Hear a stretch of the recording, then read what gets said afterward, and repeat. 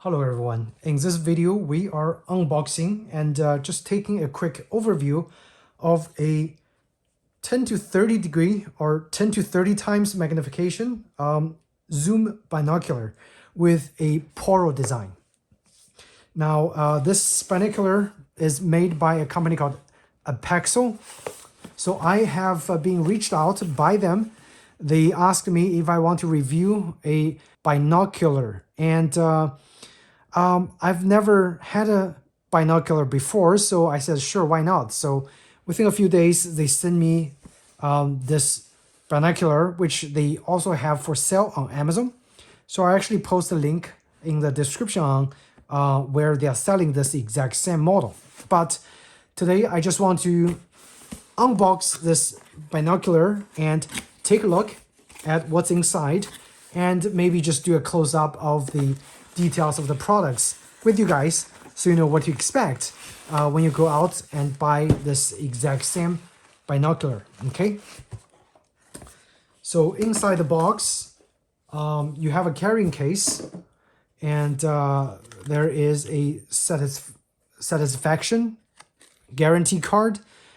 Basically just says if you email them, if you bought it from Amazon, they give you a $15 gift if you buy it from Amazon. And over here is the instructional manual. It doesn't really have any branding on there, but we know that the company is called Apexel. Okay, there's no model number as well. It's just an instructional manual. One-page manual. In the front is English manual. On the back is Chinese manual. And obviously this comes from China, so talks about some basic features and how to get the binocular ready for your use, for your first use. Let's see what else we have. So opening up, the case is soft material and looks like it's multi-layer, so which looks pretty nice. Good for carrying, I guess. You have, it looks like a lens clean cloth that's included, and a lanyard for you to mount the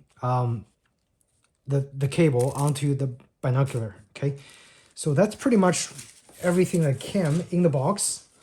I'm not gonna use a lanyard, and I'm probably not gonna be using the clean cloth, so we're gonna put all those back. The case also has a little strap for you to put on the shoulder if you want, which is a pretty good thought, actually. So this is the binocular itself. And again, I have limited experience in binoculars. However, I do have a lot of experience with cameras. And so I'll just talk in general sense of, you know, the lens or the design, and you guys be your own judge, and just take a overview of what this binocular looks like. And so right off the box, it's not terribly heavy. It looks like it's metal, but actually I think every part that I can feel is actually plastic. And looks like this angle is adjustable to your pupil distance, which is kind of cool. Those are the caps.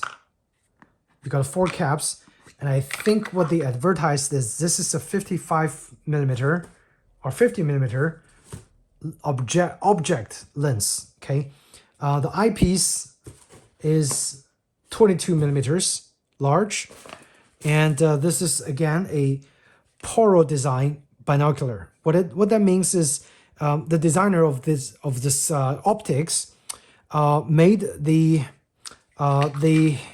I think the guy's last name was Porro, so he made the design in a zigzag shape to increase the lens focusing power. There are 2 elements in here, kind of like diagonally against each other, and those 2 elements actually move. So this is a zooming binocular, so you have a 10 times to 30 times zoom by the 50 millimeter lens object lens size. I don't know if that means anything to you guys who are binocular pros. And the markings here is for 235 foot or 1,000 yards at 10 times. And so again, adjustable for the eye distance. And over here, I think it's the indication of the pupil diameter, the distance between two of your pupils. And this knob is used to control the focus, I believe. Okay, so you can see this eyepiece right here actually moves up and down, which controls the actual focus of the diameter once you have a distance set. And over here, this tab is the actual zooming mechanism. So imagine if you have like a zoom lens. I'm kind of talking in camera terms. So this is a zoom from 24 to 70, and you can see the thing moving around. Exact kind of same principle. So your zooming mechanism is here on your right tab. So when you're looking at the binocular, it's kind of easy to move around, okay? And I can see in there, the lens piece is actually moving around, which is pretty cool.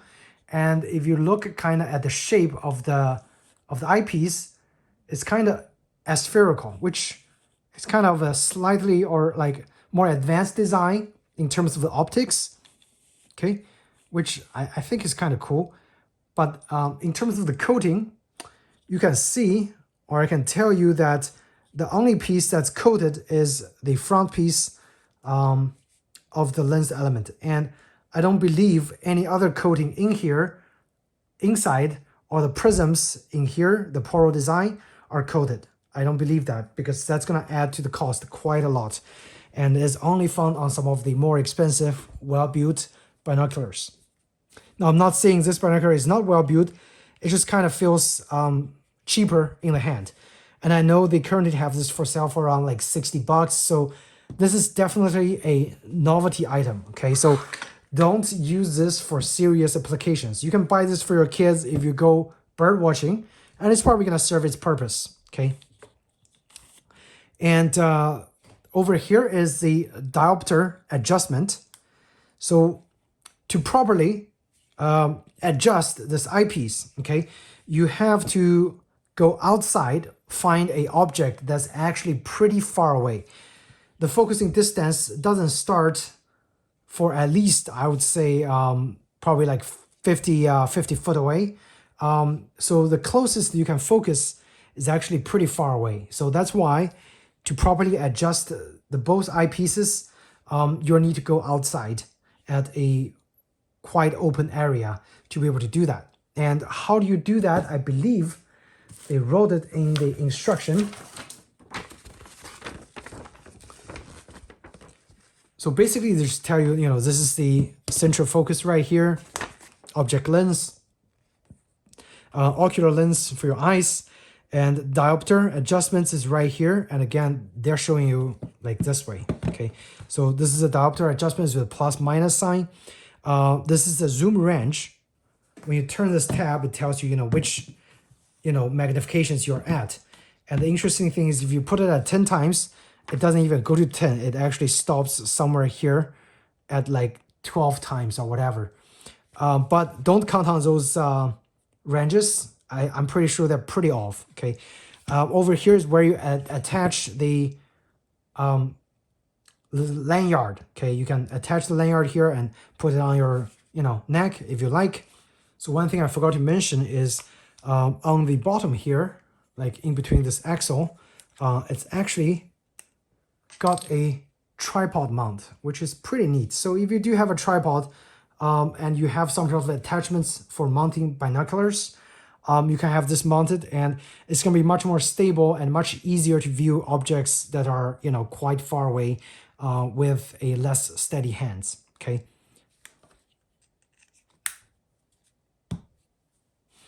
But to properly get focused, you just have to go through the instructional manual to be able to do that. Basically, you focus blocking the right side first. You focus with the left to get the basic focus down, or correct at a particular zoom range. Okay, so let's say just 10. So you go outside, you focus with this block and with this adjusting to get the proper view. Once you have this eyepiece, everything in the eyepiece is nice and sharp. Now you go back to here. You're gonna block here, and then you're gonna adjust this eyepiece to get the proper diameter for your eye. Now, the adjustment is not precise.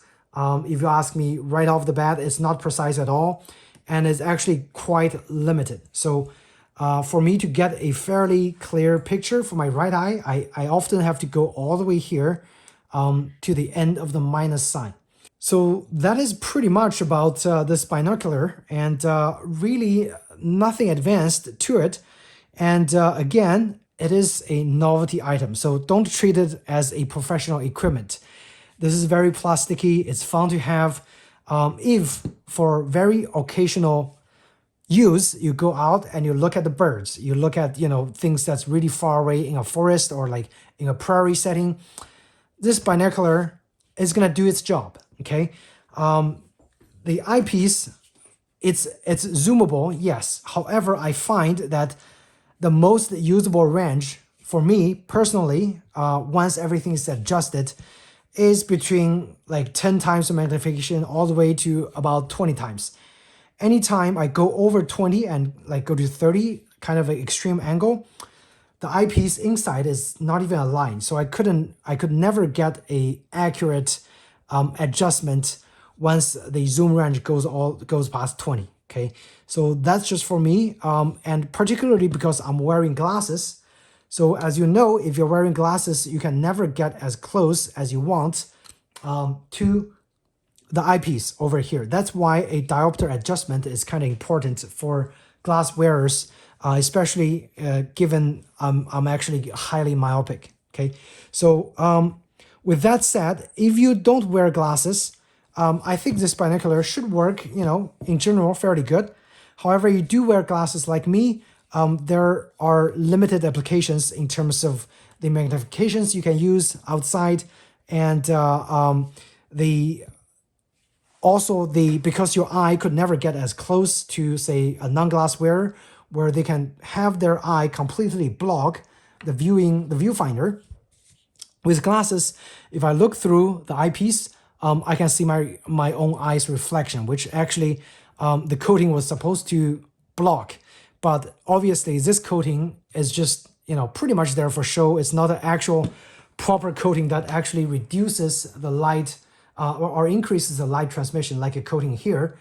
Those are like expensive lenses with expensive coatings. So this is, again, it is coated, but it's a very gimmicky coating on the binocular. Does it work? Yes. Is it worth the price of around, you know, $60, $70? Probably. You can always buy it, you know, give it a try, give it to your kids, and get your kids, you know, interested in, you know, going outdoors. This might be a good toy or a good novelty item to have. But for any kind of serious bird watching or other kind of outdoor wildlife viewing activity, I probably wouldn't suggest this binocular. And again, because of its construction and just the lower quality optics, okay? But for the price, you know, it's pretty decent. And quite honestly, I appreciate that the company actually sent me this for review. Quite honestly, I find pretty limited use in this binocular for myself. That's why I'm probably just gonna give this away. So if you are interested in this binocular, feel free to leave a comments in the comment section, and I'm gonna randomly use some sort of website to pick a random comment. And if you are one of the commenter and you're interested in this binocular, I'm gonna contact you, and I'm probably just gonna send this to you free of charge as a gratitude for viewing at this unboxing video. All right, so thanks again, guys, for watching at this unboxing. If you guys have any questions, again, feel free to ask me in the comment section down below. Otherwise, I hope you found it helpful, and if you did, please do hit the like button or subscribe to my channel. I would highly appreciate it. Thanks again, and see you in the next video. Take care.